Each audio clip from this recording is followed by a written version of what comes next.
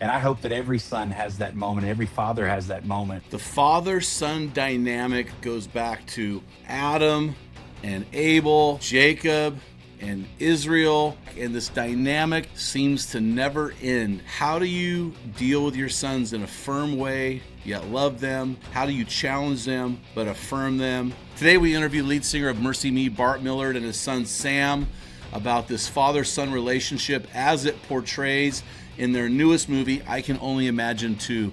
You're going to walk away with some great tools to be a better father for your sons. Stay tuned. Hey guys, thanks so much for coming on our show, man. I am just I'm humbled that you're here, and I'm just really excited that we were able to get both of you on the show to talk about your new movie, I Can Only Imagine 2, which I watched last night, and it was like watching a Hallmark movie for me. I just was found myself crying, laughing, just loving the music. Just a beautiful, beautiful movie. And Sam, I just want to say, hey, congratulations on your new music deal. Heard a rumor, so congrats. Thank you. I appreciate it. It's Yeah, very new, so lots of exciting stuff going on. for sure, for sure. Well, and a lot of your music career kind of got launched with your dad and Mercy Me. So, but before we jump into all that, I want to talk to you. Tell us a little about this movie, I Can Only Imagine 2. And there are several story loops in it. So, Bart, why don't you start off and talk about some of these story loops, storylines, and then I'll let Sam jump in and finish the deal. Yeah, this one, now first movie is about my relationship with my abusive father who fell in love with Jesus and became one of my best friends. And now I'm in the role of the father and trying to raise kids on my own, and not an abusive relationship at all. But Sam's been a diabetic since he was 2, and never really realized how much of a strain that had been on our relationship, because instead of being a friend I mean, I guess I'm still being a parent, but it was more about, hey, don't eat this, take your shot, that kind of stuff. I was more of a doctor. Didn't realize, I knew from my perspective how hard that was, but I don't think I fully knew how hard it was for Sam until we started doing interviews for this movie and talking about like his perspective. And it's a story we could never tell if we hadn't got past that and in a healthy place now. But it's about, uh I'm not an abusive father, but the situation still led to a son being heard and similar results. And never thought I'd be in that situation. And music was a big thing that kind of brought us back together, if you will. And Tim Timmons was a huge ray of light and a bridge that kind of, sometimes you've got men in your life that can say things to your son that your son won't hear you say. And Tim was that in a big way for us, if you will. So it's really interesting, Bart. The guy that played your role it almost vilified your role. It was interesting. You're so focused, your role was so focused on caring for your son, it almost led you down. In the movie, it seemed like a dark path. I say vilified, but you could really see the struggle that you were having, not just for Sam, but just in general. There was just a general struggle, and it played out at the end, which I don't want to be a spoiler. So Sam, let's talk to you, man. So when you look at this, what is a story loop that you can connect with in this movie? Yeah, I mean, it's first of all, it's crazy how well they captured this movie because no one goes around expecting uh, their life story to be a film, and there was really not any talk about doing a sequel until, gosh, it's almost been 10 years since the first one, which is crazy. Uh, so when the conversation came up, I was just like, man, I hope it's done well. Uh, but after seeing the first one, I was like, I trust you guys. And it when they showed me the first edit, I cried because I was like, they they did it. Um, but yeah, just the whole storyline of our relationship with diabetes and parenting and all the things, like it was just kind of survive, you know. Um, and there was just so many stages, like going as a I feel like the stages of learning this disease changed. You know, as a kid, it's needles, and then the technology changes, and now you're a teenager, and they're wanting to give the responsibility to me, doctors. But then, you know, my parents are, you know, rightfully so, a little bit against that because I haven't done it for 12 years, you know.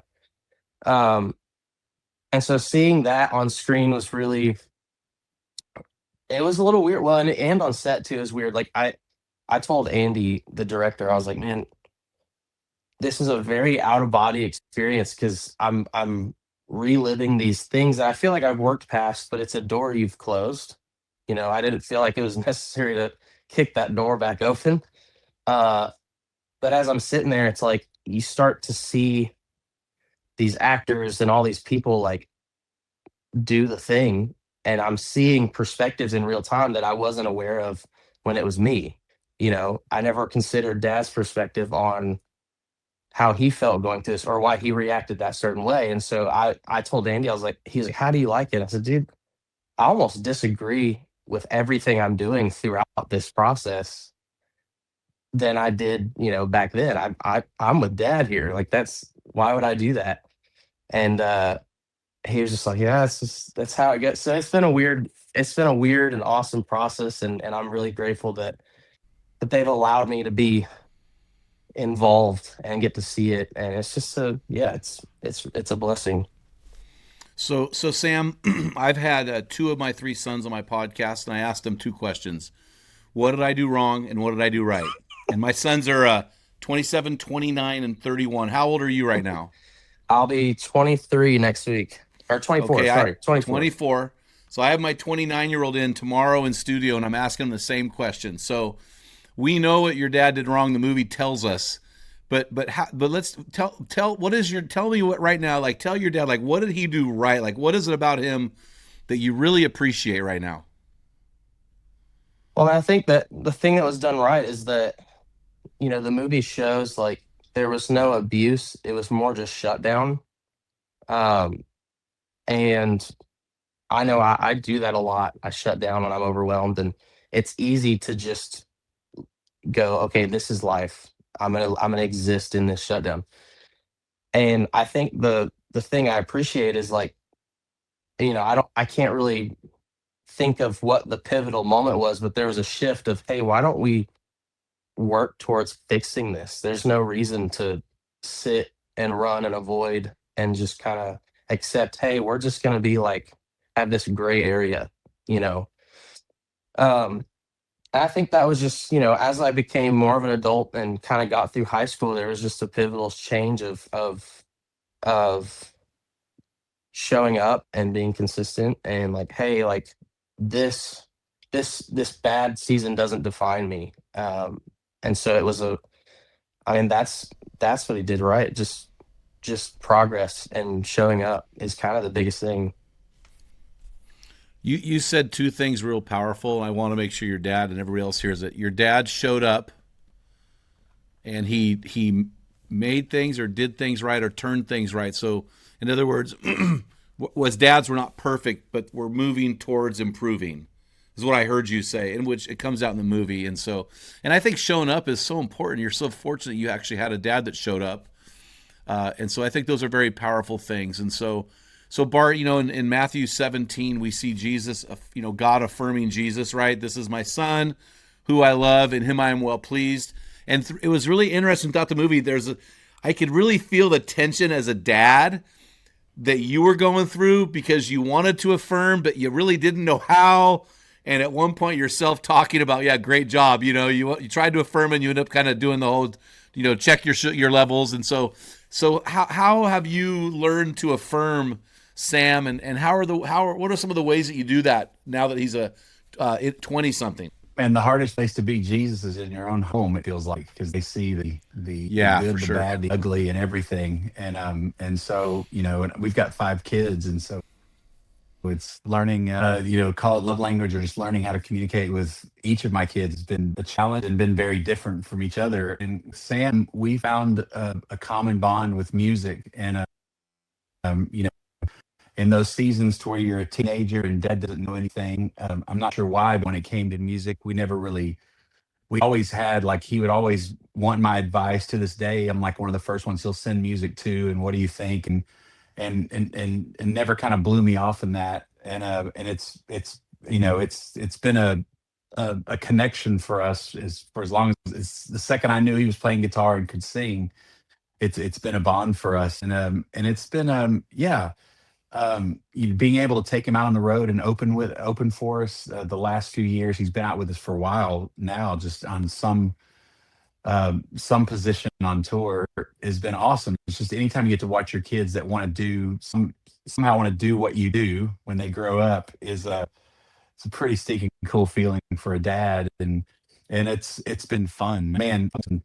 Anytime the last few years, we're home together. We're leaving the house together. We're on tour. Like I'm getting to spend more time with Sam than most kids.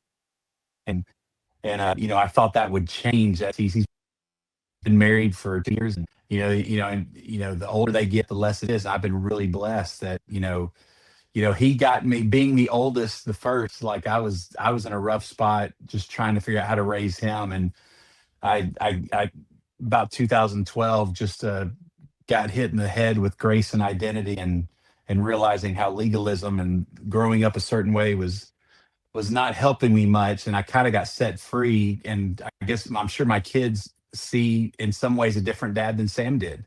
And I couldn't be more thankful that in Sam's adult years that we're able to spend so much time together. And because you're right, like we get it wrong a lot as parents, and I certainly got a lot of it wrong with Sam being the first one.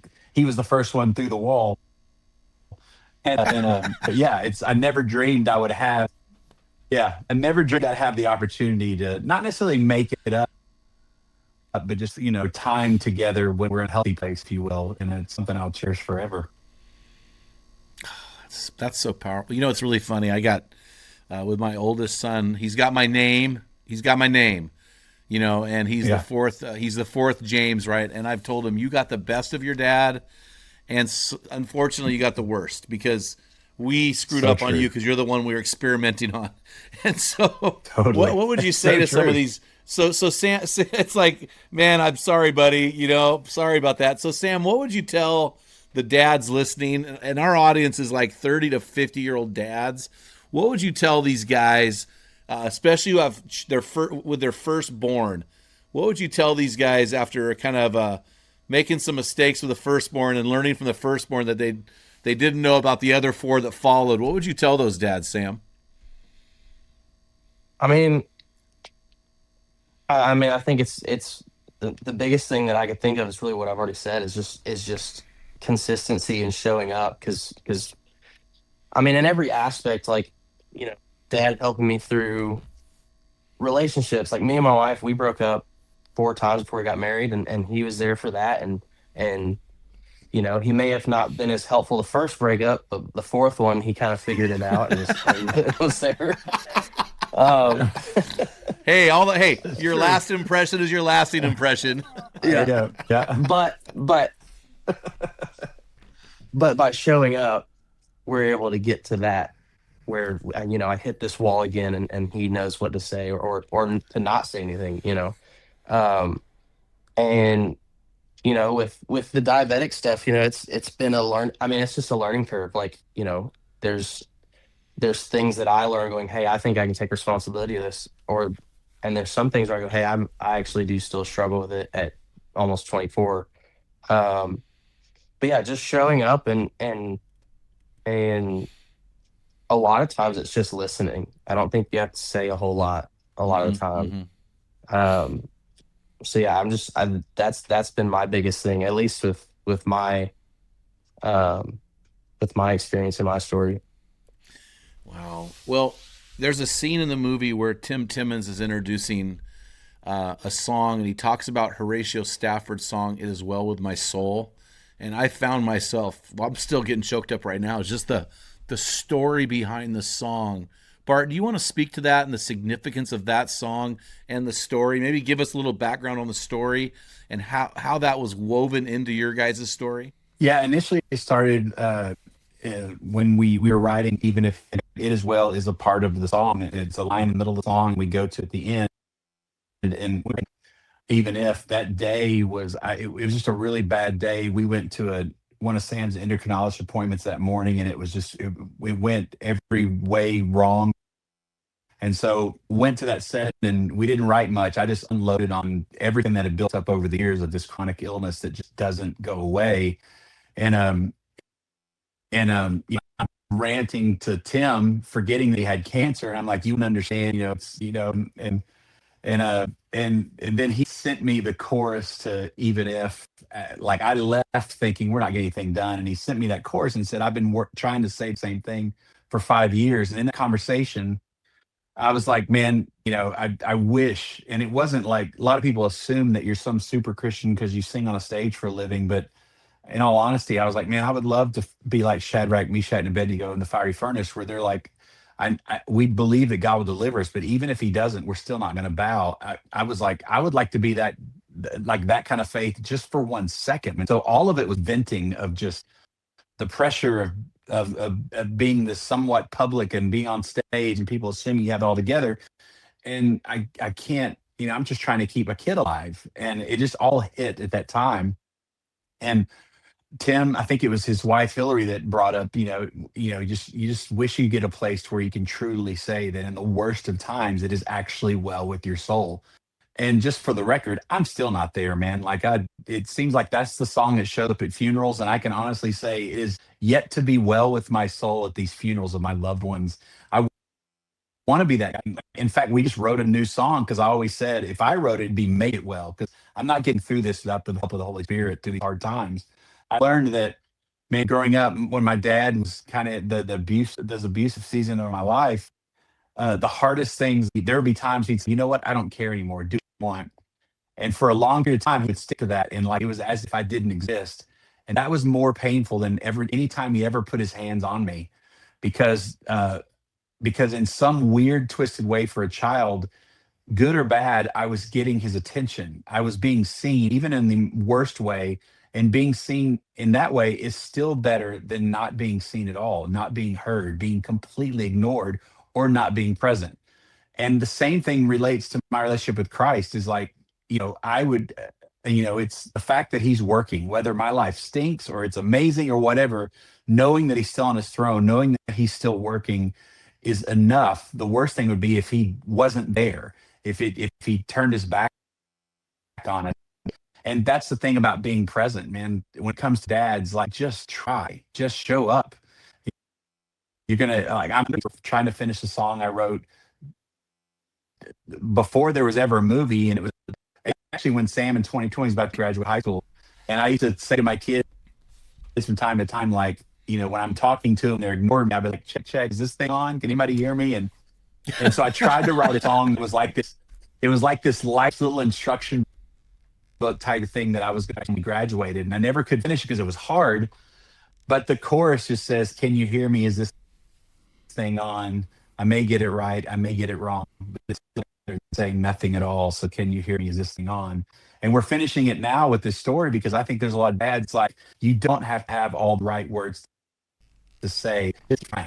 Like, just show up. Like, the best advice I was ever before Sam was born about being a parent is, a doctor said, if you're worried if you're a good parent or not, you're probably a pretty decent parent.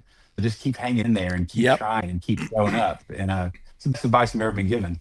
We tell guys, hey, listen, you should show up so much for your kids, they should be bored by it. They should be shocked if you don't show up. I mean, and man, we're going to mess things up, man. I wounded my kids. My kids are going to wound theirs. I mean, we're going to, we do the best we can. And you've done a great job with a fine young man here. But you made a comment early in the podcast, Bart. You said, sometimes you need a man who can say things to your son that you can't say. So I want to go back and talk about Tim Timmons. So let's talk about, and your wife, Shannon, she reminds me of my wife. Like, she sees an issue and she's going to help fix this thing. Tell us about the first tour that you guys did together and your introduction to Tim. Sam, why don't you talk about that? You want me to talk Yeah, about it? because I want to. Well, in the movie, you're really wanting to go, and Dad's not really fired up about this. So Talk to us about this and So how you and Sam began to connect on tour. Well, first of all, when you hit the brakes and Tim was in the bathroom, was that water he came out with or no? Man, I hope so. Never Like mind. that Never was mind. yeah, I Man, don't never know. That mind. You're represented all about hugging him. I'm 100 like, man, I times don't we've know, done it. buddy. Yeah, not me. A lot of water. I thought, man, you gave me A a lot of new water. new idea for RVing, buddy. That what a great anyway. So Sam, tell us about your relationship with Tim Timmons and your coercing, convincing, you're somehow getting on this bus and traveling with MercyMe on tour. yeah, I actually have a really great story for this. So the first time I ever met Tim was, around the same. Well, it was the same time I was like, "Hey, I'd like to go on the road." So Dad takes me on the road, and right before tour started, we had this thing that he took me to in Phoenix. He was meeting with a college, and Tim was out there at the time too. And I've never met Tim before, but I was just kind of Dad's shadow in his world of work, And uh, the first thing I ever saw Tim do was we were at a basketball game for this college. We're sitting in our seats, and Tim finds out that I think it was my 13th birthday, like the next day. And without skipping a beat, Tim decides to walk out onto the court during a timeout and gets the entire place to sing happy birthday. And everyone's just kind of going, who is this? Where did he come from? And like, no one stopped him. And I'm sure it's on video somewhere, but I was mortified. And that is just Tim Timmons. That's who he is. He has no shame bone in his body. It And came across well. oh yeah. And I love him for that. He's awesome. And our relationship's been so good. He's just kind of been, when there was a strain on Dad's and my relationship with Dad, I think he was aware, and he didn't necessarily even really say anything. He just kind of stepped in and was just this space that I could not necessarily vent, but just like be myself. And I remember the first time I ever did music, Tim and Dad, they it was a school project, end of year project, and we wrote a song and did it for school, and it never saw the light of day because it was not great, but uh he was just that guy. He showed up and helped me in every way I could, and just championed me. He was like, I want to know who you are, because you matter. And that was really, really pivotal for me. And I don't think I would be here doing music or doing interviews without him. And yeah, he's a really special guy in my life. I don't think this is taking away from your dad at all, but you said something, and Bart, I'd like you to address this. Your son just said he championed me. Now, it's clear throughout the movie that you're championing your son as well. I don't think that was ever in doubt.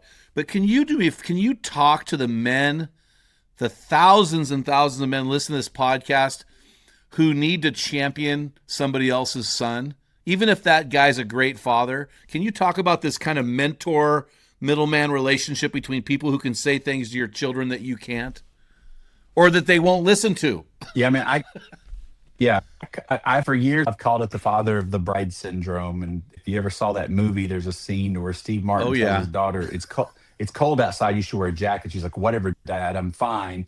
Then her fiance says the exact same thing. She's like, "Well, you're right. It's going to be so cold." It's the little league mom that says you're the greatest, but when somebody else finally says, "Hey, you actually have talent," it resonates. There were so many times that Tim was fully aware to help Sam in the studio, to help with the song that he made for his school, to show him how to work, tracks and stuff. When I was not, like, the amount of stuff he did when I was on the road and he was home, just the movie just took a snapshot of the times that we have been able to be on the road together. That's interesting because in the movie, he seemed to have a voice into your life that the others didn't have without the history. Like, he said things to you and you took it, and your character. And I thought, there's something going on here. So this is really good. It's helping me unpack it. So Sam, so for you, you're a 20 something right now. I've got two 20 somethings and one barely 30 something. What would you say to the 20 something guys listening? And it's crazy how many there are.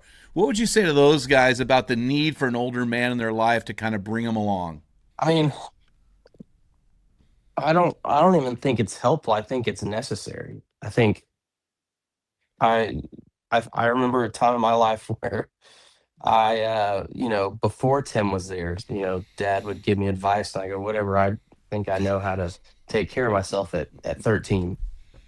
Yeah, that sounds good, And doesn't it? yeah, sounds great. And then find yourself in a rough spot and you go, well, that didn't work out. And not even just Tim, like I've been blessed to have, dad, Tim, and the rest of the band guys, like Mike, Barry, Nathan, Robbie, and it's just been a blessing. Because they're all uncle so and so, and now as a 20 something, they're all friends and doing this whole like interviews and stuff for the movie and touring together. Like it's been really fun because um it went from I have the same relationship with all of them to we all have a very own specific thing. And because I have so many guys in my life, I'm like I don't see like where I would be without these men discipling to me. And I don't know, and that's the thing, with you could tell my younger brother who's 14 that, and he'll be like, whatever, and I think it's essential to keep doing it, even though that's his response, because it affects them even if they blow it off. Because I'm looking back 24 now, going, man, I see where he showed up here, and I'm this way because of that one conversation that he didn't have to have with me.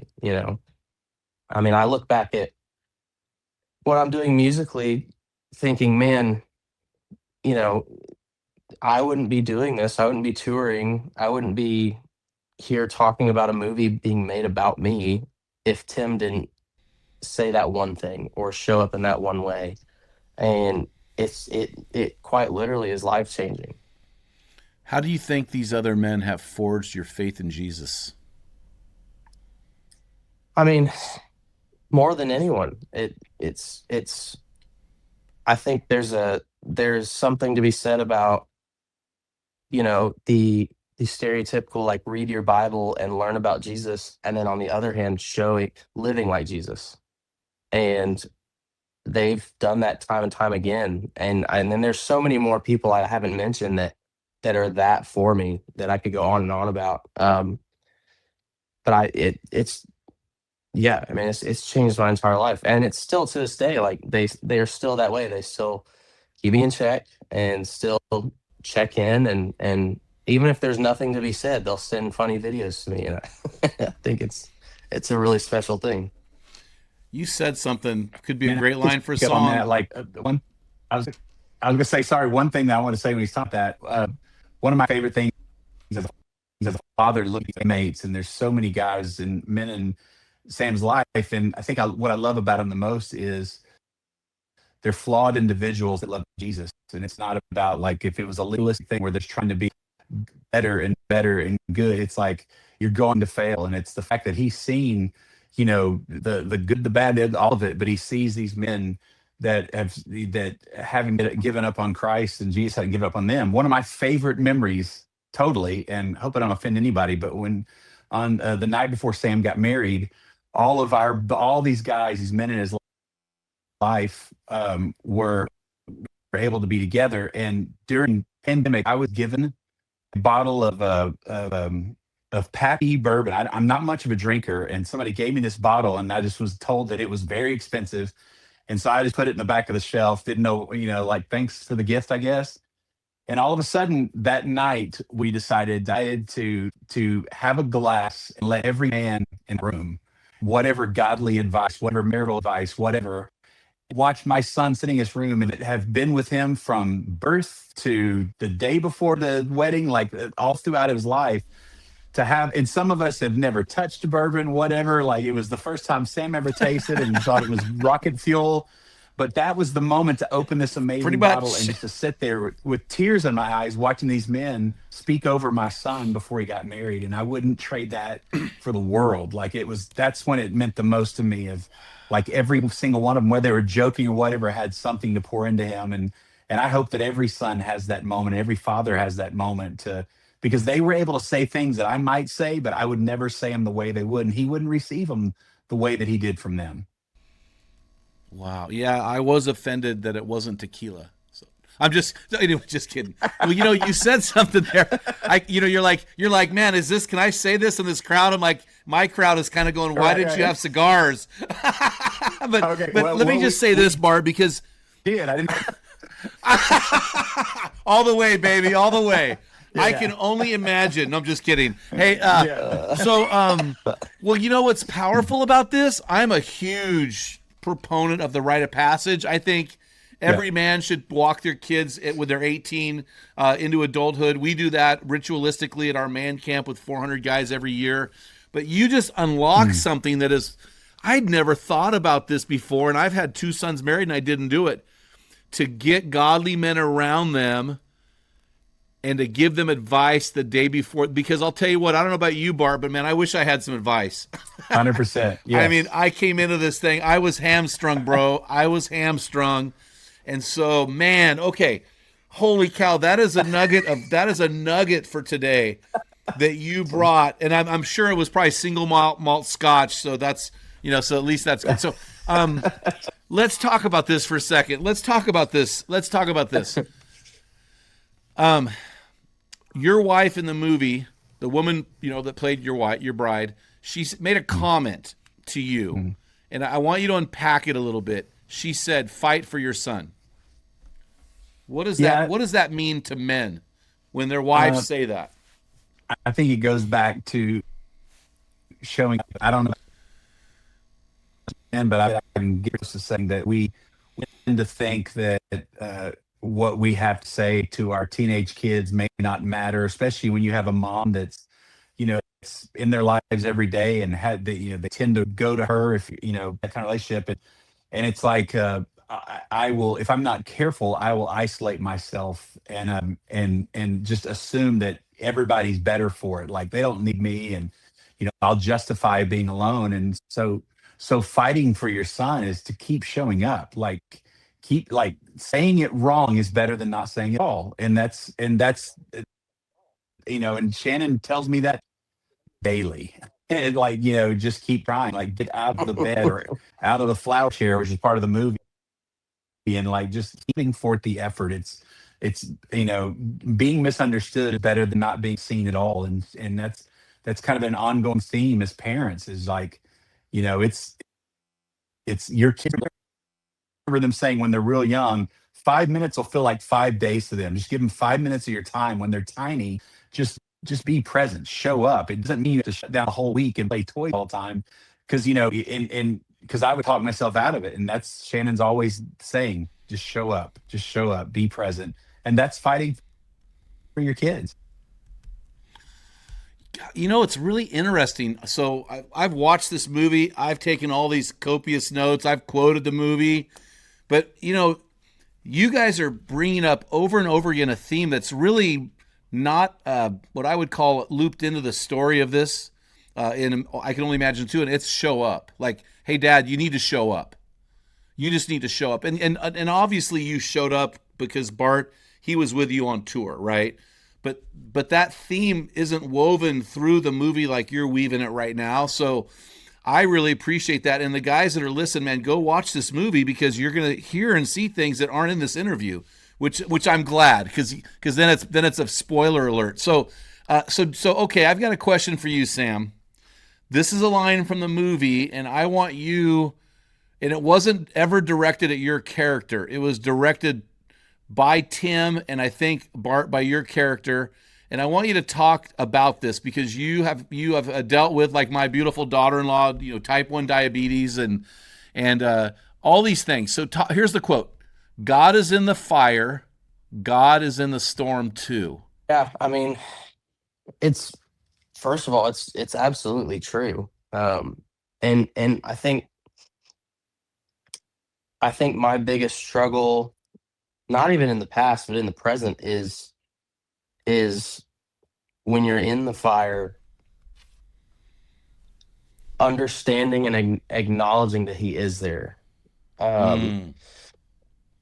I don't know if anyone else is this way. Personally, like if it's one of those moments, I go in panic mode, and I think my fight or flight reaction is I'm the only one who has control over this situation. Um, which I know is not good, but we're working on it. Uh, but my wife also says, she's like, give it to God.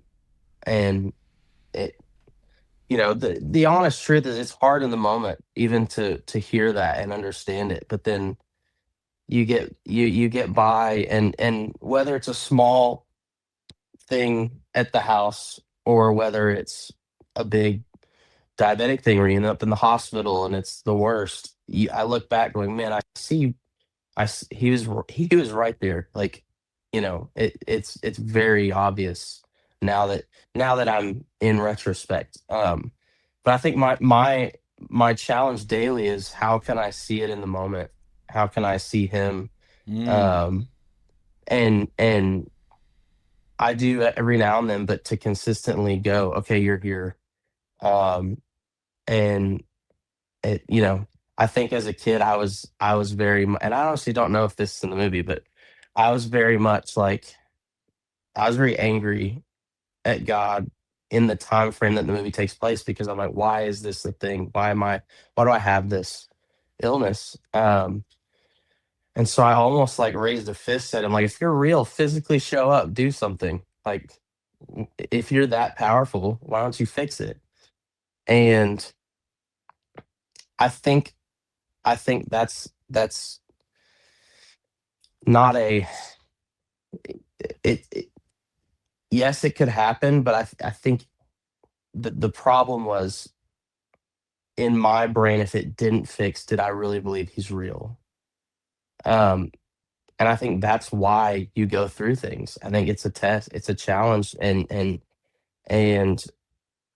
thankfully I've come out the other side. I feel stronger in my faith than ever, and and he may fix it, but it's in a different way than you expect. Like, I look back going, man, back to these men, like, you put them there. You put my wife there, you put my father-in-law, my mother-in-law, my siblings, everyone in my life is you for a reason. Um, and so I think as life just goes on, um, and circle back to like what I said, like, I agree more with dad than I did as a punk teenager, because I'm not 50 with 5 kids yet. I don't have kids yet, but as more milestones hit, I go, okay, I understand, I get it. And I think day by day it's easier to see God in the fire, and go, okay, you're here, you're with me, and this is just a part of life. And yeah. Well, I'll tell you what. The desire of every godly man is to have a godly son. And man, I just am so proud of my kids for that. And I'll tell you what, if I was your dad, and I'm not, but you're a son to be proud of. So thank you for serving Jesus. And I'll tell you this. You've got a hell of a dad. So you need to be thankful for your dad. So can I say hell He's on all my right. podcast? Yeah, I can say hell on my own podcast. So I mean, you guys, I mean, what a cool story, man. Hey, when it's your podcast, you can do anything. So I do, I but love it. you talked about raising a fist, and I don't want to talk about this in the movie, but there's a scene with a fist, a Sharpie pen, and an X, and that's all I'm gonna Hmm. say. But you did raise a fist in the movie, and so Bart, can you talk to us about this concert in Red Rock at the amphitheater, and how that was a moment where you really, in my opinion, in the movie portrayed a real affirmation of your son as your son, and a real crossing over. You talked about building a bridge, and there was a bridge that was crossed there. Can you talk to us about that night? Yeah, in reality, Red Rocks is one of the first places Sam got to perform on stage, and and it was, a night we'll never forget. There were 10,000 people there, and we had this amazing Oh, picture of the two of us standing in front of them. And when they heard that story, they're like, "Well, this movie's ending at Red Rocks," and so it's yep, I love throughout the movie. There's these uh, the missed opportunities. I'm trying to tell Sam how I'm feeling, whether I talk myself off the yep. ledge or the moment just passes too soon. And it comes to a point there to where that was the payoff, was this moment to where it's like, I'm seeing something, and he's able to share the stage with me, and was finally able just to say, I'm proud of you. I love you. And it's pretty much that simple. And I loved how they built up the movie to where, there's so Red Rocks means so much to both of our lives, musically, personally, and everything. And so to go back there and to have, almost 10,000 actual people in the crowd, and to film that and to watch it, it was a surreal moment to kind of be on the side watching the scenes portrayed with actors. And it was a pretty, and it was also, we played like an hour set for the crowd, then we stopped for 2 hours to film, and then we played another hour set, and they stayed till about midnight or 1 in the morning, and we're all in. And so there's a part of me and Sam that there was a joy of, we've been sitting on a movie set for months watching them do what they do. And for just an evening, it's like, okay, now you get to watch what we do, and to watch these So actors, cool. even if they're acting out for those 2 hours, to do, even if in front of a live audience and the crowd respond the way they did, they were like, man, your jobs are pretty stinking cool. And so it was a fun kind of unified moment for me and Sam just to be a part of that night. And it was magical. And it's like, we just did a press junket with all the cast, and every single one of them were like, I'll never forget Red Rocks. That was an insane night for us. That's so cool. So I want to end with one question I want you both to answer. So both songs, I can only imagine, and even if playing that at the end made the song so beautiful because you're leading up to it the whole movie. But both of these songs, you're famously known for these songs, they're born out of years of suffering. So what encouragement do you have? We've got a lot of people on this show that are hurting right now. Like, we live in a broken world, and there are people that are really hurting. We're recording this right before Christmas. What would you say to those people who are holding on to that hope, but they're in the fire? Sam, why don't you go first? I mean, I think I think Tim might have told me oh yeah, it is Tim. Tim says it every time he does a show. It says, I woke up again. And he has this way. It's not that deep, but it kind of is. And he has this way of saying things that really stick with me, and he just says it. I woke up again every show. I woke up again, and I think I ended up asking him what that meant, and he was just like, "It's day by day." He goes, "I have cancer, and I'm not gonna fix it by worrying for the rest of my life." Um, he goes, "The only things you can worry about are what is right in front of you today, and tomorrow's new." Um, I mean, it feels like such a simple saying, but to try and live that out, it's made it easier. Like, the fire's not going away.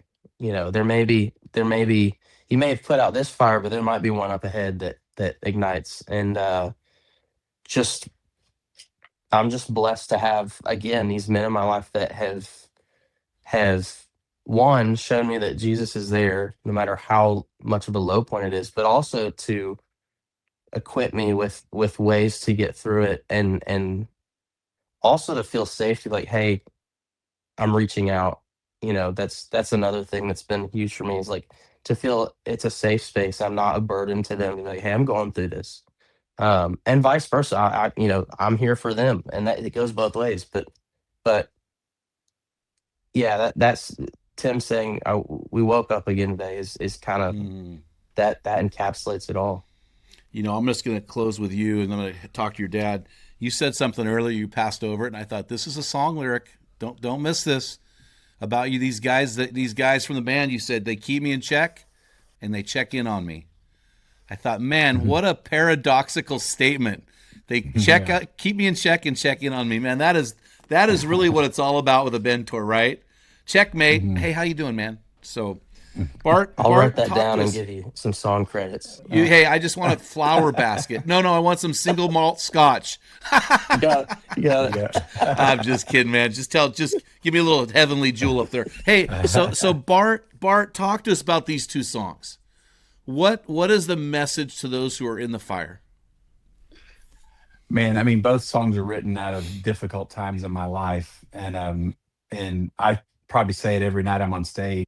I don't have to know you personally to know the one thing we have in common is we all understand what hurt and what pain is. And I think the one thing the enemy tries to do every time is to isolate us. Isolation is the worst thing. And if we're able to write a song or tell a story that reminds people that you're not in this by yourself, healing starts. And but in a way for me to be able to, something like, why would you put yourself through this? Why would you share stories? I'm like, because somebody else is hurting. It's worth it, man. It's like, I mean, I don't know if you know Matt Maher. He's a good friend of mine. We toured with him. He's Catholic. And one time I was like, Matt, explain to me the whole confession thing with Catholic Church or whatever. He goes, it's not that hard. He goes, the moment you confess, healing starts. And he goes, it doesn't have to be a priest. It could be your best friend. It could be the men's group around the fire pit with cigars. But the moment you speak it out and say it out loud is the beginning of healing, because we as men have a tendency to hold it in and think that we're supposed to be able to fix it. And it eats us from the inside out. And so part of my journey is writing songs. My therapy is writing these songs selfishly for myself, trying to remind people that we were never meant to do this by ourselves. Man, that's so good. Guys, I sure appreciate you coming on, and I'm actually incredibly impressed that you both came on as easy as you came on at the same time. So thank you so much. So when does this movie release? February 20th. And is it what's the best way for guys to get involved with the movie and attend it, or is there a website to check out for a preview or a trailer? I know I asked this question, and every Gen Zer is like, "Come on, you boomer guy, come on." Yeah, I think it's I Can Only Imagine. So, or you can YouTube it. I mean, guys, go check this out. Any last words today, Sam? Other than thank you for having me, no. I think I'm good. All right. Hey, guys, I sure appreciate you guys, and thanks for taking the time. God bless you. Hey, man, if you're not yet a subscriber or follower to our podcast, please go in and do that. We have thousands and thousands of men who are listeners but not subscribers. Man, when you subscribe, it really helps us to reach more men for Jesus Christ. Until next time, feel the wet sand on the arena floor. Hear the deafening roar of the crowd. Taste the sweetness of victory. Smell the stench of battle. Get in the game. Get dirty. Grind it out. Accept your children and launch them in life, and be a man.